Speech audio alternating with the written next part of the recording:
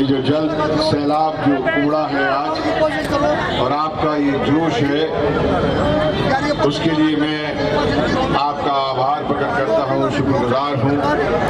मैं ऐसे साथियों के साथ में अपने आप को धन्य मान रहा हूँ कि मुझे बहादुर लोगों का साथ मिल रहा है।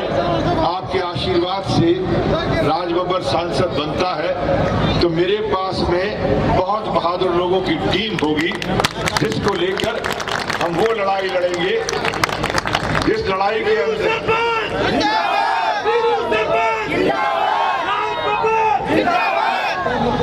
साथियों, ये पूरा संगठन आपका सामाजिक संगठन, बहुत सारे संगठन आए हुए हैं, RWO आए हुए हैं, मैं सबका सम्मान करता हूं।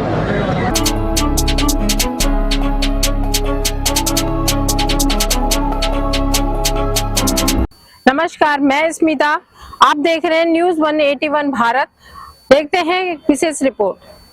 वीरू सरपंच की ओर से द्वारका एक्सप्रेसवे न्यू पालम बिहार गुरुग्राम में इंडिया गठबंधन के प्रत्याशी राजबब्बर जी के समर्थन में चुनावी सभा का आयोजन किया गया, जहां लोगों ने हाथ उठाकर फिल्म स्टार को समर्थन देने का ऐलान किया।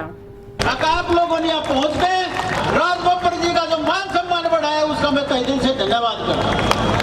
तो हमारी 3 मुख्य डिमांडें हैं। एक तो है कि जो नगर निगम के अंदर आए हुए गांव हैं उनके अंदर हाउस टैक्स खत्म होना चाहिए। तो ये हमारे आश्वासन है आपसे आज इस मंच से देकर जाओ। ये जितनी जनता बैठी है यहाँ पे, ये सारे के सारे राजबब्बर बनकर आपकी लड़ाई लड़ेंगे, ये मैं आपको विश्वास दिलाता हूँ। आप लोग यहाँ आए, आप लोग यहाँ पहुंचे, उसका मैं तहे दिल से धन्यवाद करता हूँ। जय हिंद, जय भारत। मैं सुन रहा था जब वीरू जी बोल रहे थे और मुझे लगा कि हम जहाँ खड़े हुए हैं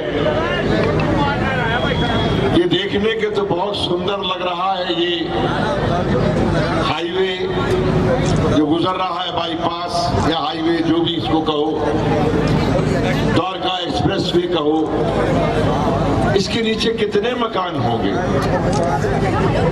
इसके नीचे कितने लोग बस रहे होंगे और उनको किस किस मुआवजे से लिया गया होगा, उनको मिला भी होगा या नहीं मिला होगा। लेकिन आज इंडिया अलायंस का प्रत्याशी आपके बीच में खड़ा है और ये मीटिंग जो है उन साथियों ने बुलाई है जो आपके साथ कंधे से कंधा मिलाकर लड़ रहे हैं आपके हकों के लिए। मैं ऐसे साथियों के साथ में अपने आप को धन्य मान रहा हूं कि मुझे बहादुर लोगों का साथ मिल रहा है। आपके आशीर्वाद से राजबब्बर सांसद बनता है तो मेरे पास में बहुत बहादुर लोगों की टीम होगी, जिसको लेकर हम वो लड़ाई लड़ेंगे जिस लड़ाई के अंदर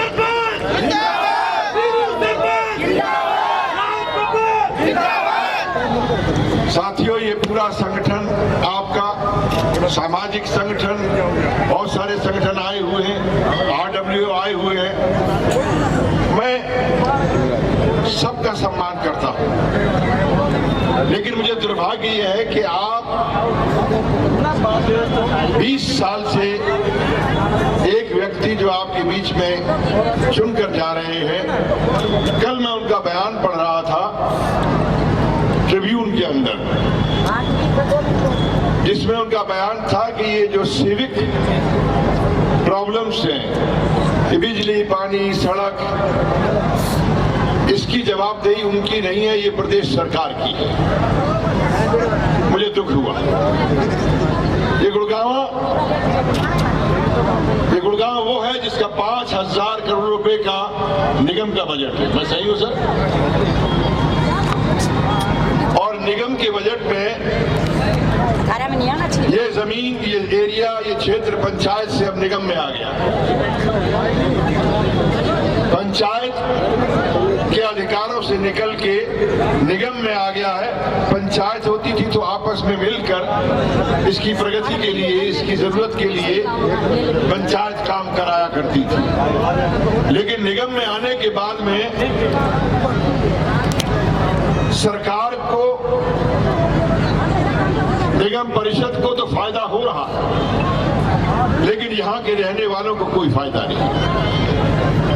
भाई अभी कह रहे थे कि यहाँ पर हाउस टैक्स मांगा जाता है, पर हाउस पे रहने की कोई सुविधा नहीं, सीवर नहीं, पीने के पानी की समस्या है, सड़कों की समस्या है। यानी आपको हाउस टैक्स दिया जाए इसलिए कि आप अपने घर में रह रहे हैं, मुआवजा आपको दिया नहीं गया, जमीनें आपकी ले ली गई। ये एक बहुत ही विषम परिस्थिति के अंदर जकड़ के रख दिया गया है। राज बब्बर आपको वचन देता है, हम बुनियादी तौर पे भाई हम आंदोलन के आदमी हैं। जब विद्यार्थी जीवन में थे तब भी, जब सिनेमा में थे तब भी, और जब राजनीति में सामाजिक जीवन में आए तो तब भी, और आज मेरा क्षेत्र जो है वो सुरक्षित हो गया था। पार्टी ने मुझे आपके बीच में आशीर्वाद लेने के लिए भेजा है, तो मैं आपको वादा करता हूं, बिजली, पानी, सड़क, कोई कहे ये उनके क्षेत्र में नहीं है, वो सरासर गलत है। जनप्रतिनिधि चाहे कोई भी क्यों ना हो, ये उसका क्षेत्र है और उसी के क्षेत्र में है कि अपनी जनता के लिए वो देखे कि कौन सी एजेंसी, कौन सी इकाई उसकी जनता को सुख नहीं दे रही है। यहाँ पर आप मकान बनाने के लिए एनओसी नहीं मिलती। क्यों नहीं मिलती? कि आप निगम में हैं। अरे जब आप निगम में हैं और निगम की सुविधाएं नहीं दे रहे हैं और मकान में रहने के लिए अगर कोई मकान बनाता है तो आप उसको एनओसी नहीं देंगे। यानी सुविधा हम देंगे नहीं, रहने हम देंगे नहीं। 900 मीटर की बात है, बहुत जगहों से सुनता हुआ आया हूं। ये कोई नई बात नहीं, हर जगह होता है। लेकिन मैं यहाँ के बहुत खुश हूँ। जो चीज उत्तर प्रदेश में तोड़ फोड़ के लिए इस्तेमाल हो रही थी, यहाँ हरियाणा में फूल बरसाने के लिए होती है।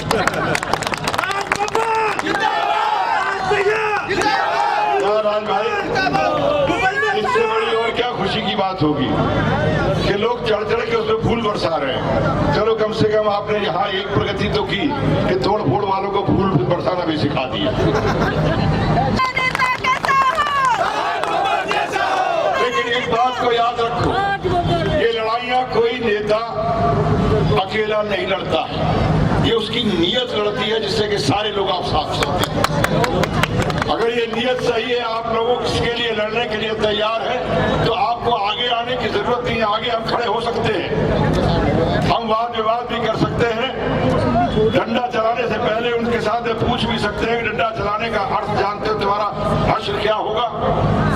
इसलिए जरूरी है कि हम लोग एकजुट होकर इन अपने आंदोलनों से और बहुत ऐसे आंदोलनों से, शांति प्रिय आंदोलनों से हम अपने अधिकारों को लें। जहां रही हमारी सरकार 3 महीने के 4 महीने के बाद में मेरा ख्याल से आपके सबके दिलों पे होगा कि कांग्रेस की सरकार आ रही है और हमारे बड़े भाई की सरकार आने वाली है।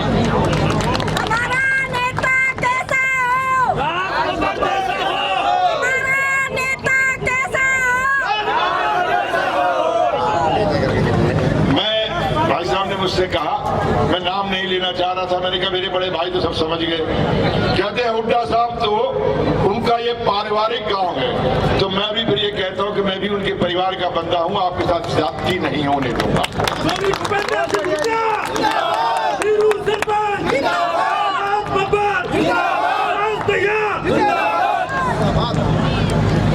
वीरू भाई, आपको सब यहाँ पे वीरू सरपंच कहते हैं, मैं आपको भाई मैं इसलिए कहूंगा कि भाई में ताकत ज्यादा होती है और मुझे भाई की जरूरत है। सरपंच तो ये है ही। दूसरी बात कि यहाँ पर ना लाल डोरे का कोई हिसाब नहीं, निगम का कोई सुविधा नहीं और आपसे डेवलपमेंट चार्ज मांगे जाते हैं। और वो वो भी 150 का 2200 रुपया। ये कौन सा अनुपात है? ये क्या एक्सप्रेस वे पे जाते हुए गाड़ियों का अनुपात तो नहीं लगा दिया नीचे की साइड? इसका बाकायदा जो ये घोटाला है जो निगम का और प्रदेश सरकार की जो धांधलेबाजी है, वक्त आने दीजिए, हम चूकेंगे नहीं और अपना अधिकार और अपने ऊपर किसी भी तरह की ये बढ़ोतरी का जो अंकुश लगा हुआ है इसको तोड़ने का काम करेंगे। बस आपसे प्रार्थना करता हूं कि 25 तारीख का हाथ आपकी उंगलियों में है, आपकी उंगली के इशारों में है। ये इंडियन अलायंस के प्रत्याशी का, कांग्रेस के इतिहास का चुनाव चिन्ह आपकी उंगली के निशान पे, उंगली के दबाव में है। इससे अपने प्यार से, अपने मोहब्बत से एक बार सांसद बन के जब जाएंगे वहां भी लड़ेंगे, यहां भी लड़ेंगे और आपके बीच में खड़े होकर भी लड़ने का काम करेंगे।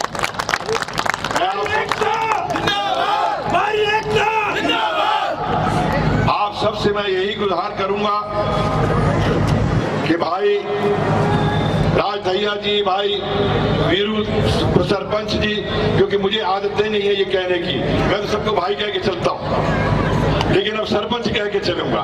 और एक बात और भूल गया, सरदारी भी कहता हूं मैं। ये तमाम जो लोग यहाँ पर विराजमान है, हमारे यहाँ तखत बोलते हैं, आपके यहाँ सरदारी बोलते हैं, बात एक ही है। तो मैं इस सरदारी का भी बहुत बहुत आभार प्रकट करता हूं कि आज आपने मुझे सम्मान में जो पगड़ी दी, मैं इस पगड़ी की लाज रखूंगा, आप लोगों को निराश नहीं करूंगा। यही कहकर मैं अपनी बात करूंगा। भाई सांसद साहब को एक बार हाथ उठा के भरोसा दे इस बात का, भाई हम आपके साथ हैं, आपको जिताने का काम करेंगे। सरपंच